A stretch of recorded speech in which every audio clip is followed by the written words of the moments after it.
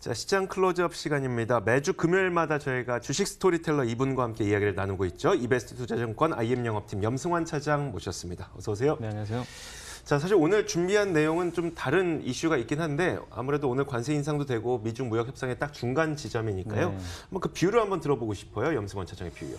그러니까 일단은 뭐 안 좋은 시나리오로 생각은 해야 될 것 같아요. 네. 해야 되는데 일단은 뭐 제 개인적으로도 합의는 안 될 것 같고, 다만 합의가 안 된다고 해서 이제 앞으로 협상까지 안 하는 건 아니고 이제 계속 연장이 되면서 계속해서 이제 늘어지는 흐름 쪽으로 갈 것 네네. 같은데, 뭐 추가적인 관세 부과만 아니라면, 그러니까 지금 이제 관세를 인상을 했잖아요. 네. 뭐 거기까지는 그래도 이미 저는 다 반영은 됐다라고 보거든요. 그래서 너무 좀 극도의 비관론 가지실 필요는 없고, 제가 이제 이 앵커님한테도 아까 이제 시작하기 전에 잠깐 얘기를 해드렸는데 10월 달에 많은 분들이 물어보세요. 작년 10월과 비교들을 맞아요. 많이 하시는데, 어쨌든 그때는 파웰 연준 의장이 그 중립금리랑 멀어졌, 아직은 좀 이게 갭이 있다고 얘기하면서 긴축을 어떻게 보면 사실 공식화하는 발언을 해가지고 그렇죠. 우리나라가 지금 발작이 일어나 버렸죠. 어떻게 보면. 그래서 증시가 엄청난 폭락을 또 기록을 했는데, 그때랑은 확실히 다른 게 올해 금리 올린다고 아무도 뭐 못하고 있죠. 금통위원 인터뷰에서도 마치 금리가 인하될 예. 것 같은 뉘앙스가 풍겼었어요. 뭐 한국도 그렇고 네네. 지금 사실 미국이 제일 중요한데, 미국의 정책 금리도 내리면 내렸지 네네. 올리는 분위기는 아무도 예상 안 하거든요. 그렇죠. 근데 만약에 이게 이제 자칫 뭐 합의가 안 돼가지고 뭐 미국 경기도 사실 안 좋아질 수밖에 없잖아요. 그렇게 되면 미국에서 정책 금리를 파웰 연준장도 결단을 낼 수밖에 없고, 사실 트럼프 대통령이 원하는 것도 금리 인하거든요. 인하 계속 요구하잖아요. 네네. 근데 네. 말을 안 듣는다고 뭐 자꾸 그쵸. 언론에서 얘기하는데, 그걸 또 이끌어낼 수도 있거든요. 사실 이런 부분들이 악재긴 하지만, 그러니까 작년과 올해의 차이점 분명히 여기서 나오는 거기 때문에 그런 부분에서 금리 인하는 나쁘게 볼 필요는 없는 거기 때문에 작년 10월처럼 뭐 2천 깬다. 네네. 그러니까 극단적으로 너무 보실 필요는 없고, 지금 자리에서는 저는 좀 계속 비중 유지하자. 이렇게 좀 미국만 말씀. 보지 말고 중국까지 얘기해 주세요. 네, 중국에서도 경기 부양을 좀 더 할 수 있을까요? 그러니까 중국 그 이번 주에 그 우리나라 쉴 때 월요일날 대체 네네. 공휴일날 아시겠지만 언론 보도도 나왔지만 지준율을 갑자기 인하를 해버렸습니다. 그때가 4월 달, 어떤 시점이죠? 그때가 이제 5월달에 사실 뭐 4월이나 5월에 한번 지준율 인하한다고 루머는 돌았는데 네네. 시기를 몰랐는데 갑자기 그날 트럼프가 트위터에서 갑자기 안 한다고 이제 뭐 이거 파기할 수도 네네. 있다. 그 트위터 뜬 날 중국 증시가 5% 폭락을 했잖아요. 네. 그날 공교롭게도 지준율을 인하해 버렸거든요. 그러니까 중국도 뭐 사태가 좀 안 좋아지면 이거 이 지준율 인하 같은 정책 카드를 쓴다는 얘기예요. 그러니까 이건 네네. 미국도 마찬가지고 중국도 마찬가지이기 때문에 그런 면에서는 작년과는 확실히 좀 다르다. 네. 이런 재정적인 부분에서 뭔가 정책이 뒷받침이 되니까 그래서 너무 좀 비관론에 빠지지 말자고 좀 말씀드리고 네, 싶습니다. 알겠습니다. 자, 미중과 관련된 이야기를 꼭 한번 염승환 차장에게 좀 들어보고 싶어서 여쭤봤고, 우리가 원래 준비했던 내용은 그 경기 좋지 않은 상황에서도 광고 기획사들의 주가가 좀 잘 움직이고 있어요. 게다가 그 대형 기획사 말고 중소형 기획사들의 네. 주가가 좀 잘 올라가는 모습을 저도 봤거든요. 네. 그 이유가 뭘까요? 그러니까 저도 이게 좀 처음에는 굉장히 궁금했어요. 왜 이렇게 잘 가나. 그러니까 네. 경기가 좋을 또 사실 경기가 좋아야 광고도 많이 나오는 그러니까요. 건데, 근데 제일기획이나 이노시 같은 대형사도 물론 나쁘지 않습니다. 좋은데 중소형사들이 좀 좋았던 이유는 이제 결국 이런 중소기업들이 대부분 그 온라인 광고에 특화가 돼 있어요. 그러니까 광고 기획사 대행사인데 네. 온라인이나 요즘에 온라인 모바일 광고들 많이 나오잖아요. 엄청나게 유튜브에도 우리 네. 뭐 볼 때마다 광고 뜨는데 맞아요.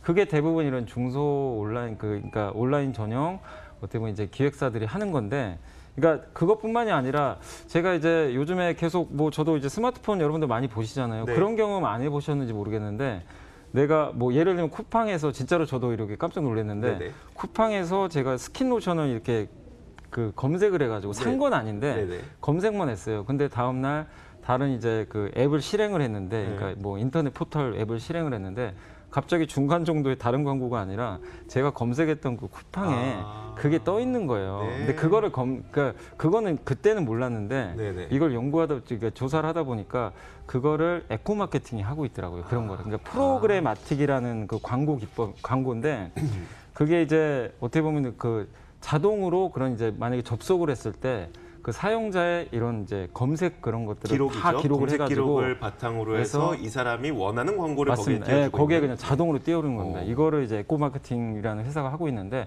그러니까 주가 보니까 사실 엄청나게 오르긴 올랐는데 이런 광고들이 앞으로 계속해서 늘어날 것 같고, 네네. 또 거기다가 대형사들 뭐 네이버나 이런 쪽에서도 한다는 얘기가 도니까 그런 부분에 있어서 이런 광고 기획사들의 뭐 주가 상승은 뭐 당연한 결과가 아닌가 이렇게 보여지고 또 이 에코 마케팅뿐만 아니라 요즘에 또 핫한 기업 중에 하나가 나스미디어인데 네. 미디어 랩이라고 있는데 이건 간단하게 이렇게 생각하시면 돼요. 뭐 만약에 내가 치킨집을 한다고 쳤을 때 광고를 하고 싶은데 이 치킨집 광고를 어디다 할 건지 그걸 중계를 해주는 거예요. 플래너처럼. 와. 그런 거니까 진짜 생각 잘했네요. 네, 그러니까 치킨집한테 이제 뭐 나스미디어가 가가지고 네네. 유튜브에 하는 게 더 좋을 것 같습니다. 아니면은 뭐 네이버에 하세요. 막 이런 식으로 네. 중계를 해주는 거거든요. 그러니까 조언을 해주는 거죠. 상담 같은 거. 그게 이제 미디어 랩이라고 보시면 되겠고 이제 나스미디어 같은 경우 이제 그런 역할을 하고 있고 또 최근에 그 핫한 거 중에 하나가 IPTV 많이 보시잖아요. 네. 거기 광고를 주로 도맡아서 하는 게 나스미디어가 하고 있습니다. 그래서 그런 쪽 당연히 이쪽 시장도 커지고 있고 그다음에 인크로스는 아시다시피 모바일 게임 광고 거의 네. 뭐 국내에서는 독보적이라고 보시면 되겠습니다. 리니지 M 광고도 여기서 뭐 기획해서 만들었다고 하는데 동영상 광고. 그래서 SK텔레콤이 네. 인수를 한 게 이제 동영상 광고 잘 만드는데 푹과 옥수수가 예전에 한번 여기서도 언급해드렸지만 이제 결합을 하잖아요. 네네. 그러면 동영상 쪽으로 강화하는 거니까 그런 포석에서 인크로스도 SK가 인수를 해버린 거죠.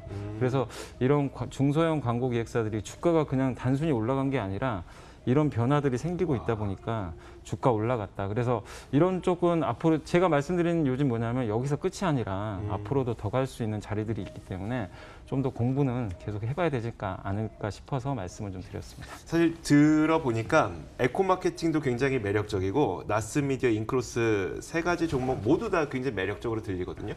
염승환 차장이 꼽은 이 가운데 그래도 이게 더 낫겠다 싶은 종목은 뭘까요? 사실 근데 이제 인크로스나 에코는 너무 올라가지고 네. 지금 자리에서는 아무리 좋다고 해도 사실 접근은 좀 힘들어요. 근데 네. 상대적으로 나스미디어가 저평가돼 있어요. 그 3사 중에 저평가돼 있고 그다음에 이번에 보니까 그 조사해 보니까 대형 고객사 중에 쿠팡을 또 유치를 했더라고요. 그래서 쿠팡의 이제 앞으로의 광고 물량을 좀 어느 정도 담당할 수가 있기 때문에 그래서 그럼 뭐 아시겠지만 쿠팡이 또 공격적으로 지금 계속 마케팅도 하고 그렇죠. 하니까 그 물량만 받아도 굉장히 성장할 수 있다고 생각합니다. 그리고 이번에 실적도 발표한 것처럼 좀 잘 나왔어요. 뭐 잘 나왔기 때문에 요즘에 시장 어려운데도 주가 잘 안 빠지잖아요. 네, 그러네요. 이제 그런 이제 기대감들이 있기 때문이니까 나스미디어는 지금 당장이라도 저는 충분히 뭐 매수해도 괜찮은 자리라고 좀 보고 있습니다. 알겠습니다. 자, 이렇게 저희가 중소형 광고사에 대한 이야기를 한번 해봤고 또 한 가지가 이번에는 정말 많은 분들이 관심 갖고 계실 것 같아요.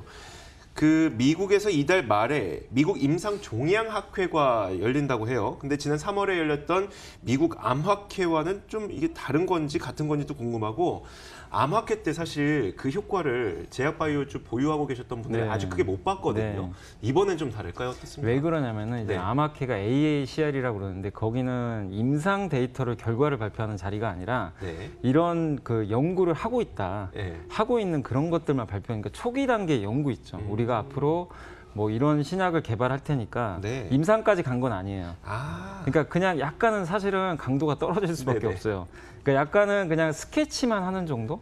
이렇게 생각하시면 되는데 아스코 이번에 이제 5월 31일 날 열리는 아스코 같은 경우는 실제 임상을 한 그런 데이터들을 발표를 하는 자리라고 보시면 될 것 같아요. 아스코가 미국 임상 종양학회를 말씀하시는 종양학회. 거죠? 네, 그래서 미국 임상 종양학회 이게 사실 더 크다고 보시면 돼요. 실제적으로 여기에 어느 기업이 참가할지는 아직은 공식화된 건 아닌데 날짜가 이제 다음 주입니다. 5월 15일 날 그 아스코에 대한 포스코 초록이라고 하는데 네. 거기에 이제 그 관련 임상 의사들이 나와가지고 직접적으로 개요들을 다 발표를 하거든요. 그러니까 거기에 우리나라 회사들도 아마 나올 것 같아요. 근데 이제 증권사 제가 보고서를 좀 찾아보니까 예상 기업으로는 한 4개 기업을 예상을 하더라고요. 네. 그러니까 한미약품, 제넥신, 유한양의 ABL 바이오 정도인데 한미약품 같은 경우는 지금 오락설 유방암 치료제 결과를 아마 여기서 발표하지 않을까 네. 이렇게 좀 나오고 있고 유한양 같은 경우는 이제 폐암 치료제로 유명하죠. 레이저 티닙 임상 이상 결과를 아마 발표할 것이다.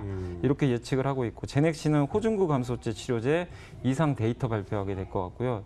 그다음에 뭐 주가 뜨거웠던 ABL 바이오도 이중항체 얘기들 계속 나오는데 일상 예비 결과 좀 발표가 뭐 유력하지 않을까. 근데 이 중에 사실은 어느 회사가 실제로 여기 참여할지는 몰라요. 네네. 아직은 모르는데 15일 날 공개가 됩니다. 조금이 희귀하네. 그러니까 네. 이 중에 어느 기업이 참여할지 모르고 그 네. 기업이 참여했을 때 거기서 뭔가 성과를 얻어올지 모르고 약간 네. 좀 희박한 것 같긴 하네요. 근데 이제 거기서 데이터를 이제 5월 15일 날 그게 이제 참가 기업은 알 수가 네네. 있고 네. 31일부터 6월 4일까지 열리니까 네. 거기서 실제 데이터들은 나오게 되거든요. 그러면 그때 진짜로 좋은 데이터들이 나오는지는 그때 확인 가능한데 제가 말씀드린 요즘 뭐냐면 여기서 어떤 기업이 참여할지 사실 모르지만 이게 지금 워낙 바이오주 투자 심리가 완전히 얼어붙어 버렸잖아요. 그러니까요. 근데 그래도 희망을 가질 수 있는 그런 기업들이 나와서 뭔가 모멘텀이 될 수 있다는 거예요. 그러니까 한 줄기 약간 희망 같은 거죠. 게다가 대형주들이니까 또 이제 앞에서 좀 끌어주는 역할도 해줄 수 근데 있지 만약에 않을까 진짜 싶네요. 여기서 뭔가 임상 데이터 좋은 게 나오면 네네. 그게 또 트리거가 될 수 있잖아요. 그렇죠. 그리고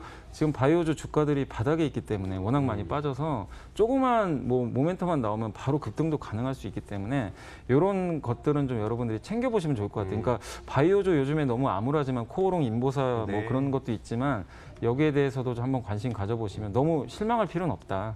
그런 좀 말씀을 좀 드리고 싶어서 요 데이터도 한번 챙겨보자. 다음 주에 한번 말씀을 좀 드려봤습니다. 혹시 그러면 관심 가질 그 종목도 준비하셨나요? 저는 뭐 한독 말씀드리고 싶은데 한독이 네. 참여한 건 아닌데 한독이 자회사 중에 제넥신이 있어요. 아까 말씀드렸잖아요. 그래서 네.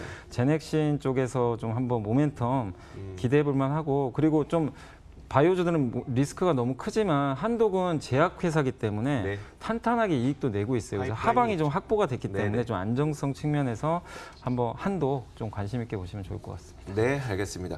자, 마지막으로 한 30초만 드릴 테니까요. 그 우리 주말 사이와 그리고 다음 주에 일정을 좀 정리해 주시면 어떨까요? 다음 주에 이제 15일 날 중국 산업 생산 잘 나오는지 한번 챙겨보시고 그리고 네. 15일 날 1분기 우리나라 기업 실적 이제 마무리니까 네. 다음 주까지 좀 계속해서 한번 체크해 보시고 제일 중요한 게 트럼프 대통령이 EU산 자동차 관세부가 이거 다음 있죠. 주에 결정한다고 맞아요. 하는데 네. 좀 하면 또 안 좋잖아요. 그래서 네. 그 부분 진짜로 유예한다는 얘기도 있어요. 안 하고 그래서 그 어느 쪽으로 가는지 한번 챙겨보시면 좋겠습니다. 네, 알겠습니다.